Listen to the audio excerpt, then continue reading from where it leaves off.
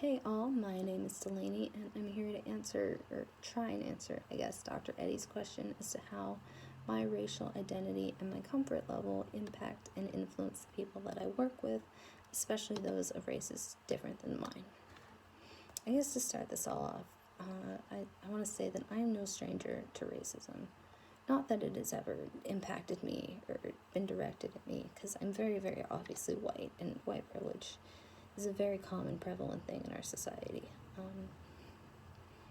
But I have a large portion of my family who are racist. They're incredibly racist people. I remember once when I was 15, it was the end of summer, and my grandmother looks at me and she says, "Wow, Delaney, you're getting really tan and really dark. If you keep it up, you're going to end up looking like one of those dirty," and then she used a racial slur directed at Hispanics. And I was mad. I was so mad. Another important fact to know, I'm from a very small farming community that was very heavily Latinx, where I, as a white person, was considered the minority. Another important fact, I was a little punk in high school. I dressed like I was an 80s band reject. I drank, I smoked, I did all kinds of drugs and illegal nonsense. I promise this is all relevant, but I distinctly remember one time when I was like 16, walking downtown with my friend Jose to go see a movie. And I was drinking and smoking and being generally obnoxious. And Jose was not participating in these activities at all. And this officer walks up to us, because it's his job, but he somehow blames Jose for all of my drinking and smoking and nonsense. Somehow he pressured me, or he acquired this stuff for me and let me do it. But little did the officer know that Jose was just lecturing me about how I should stop drinking and stop smoking and focus on my studies more.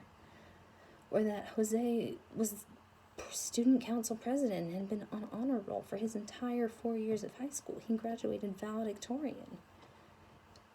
And he'd never touched drugs or any alcohol or anything. He was a good kid.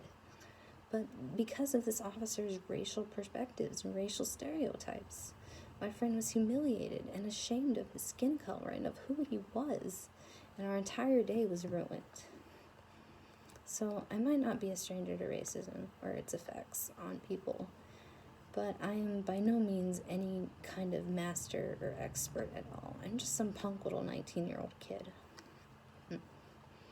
But I've been aware of my white privilege since that incident when I was 16 years old, and I have been angry ever since. But I'm also confused. I don't understand what gives these racist people the self-righteousness that allows them to believe that they're better than anyone else because of their skin color. I don't understand what creates this kind of fear and hatred that affects a large amount of our population. I don't understand. But through this class, I've learned how to better deal with racism. My first response is always pure, blind rage at racism, at people who are racist. But I've learned that this isn't a productive method of handling racism at all. Anger only inspires more anger, and nothing productive can come out of anger. After this class, I realized that the only ways to end racism are through peaceful methods, through logical discussions, compassion, understanding, and patience. So I guess that's my answer.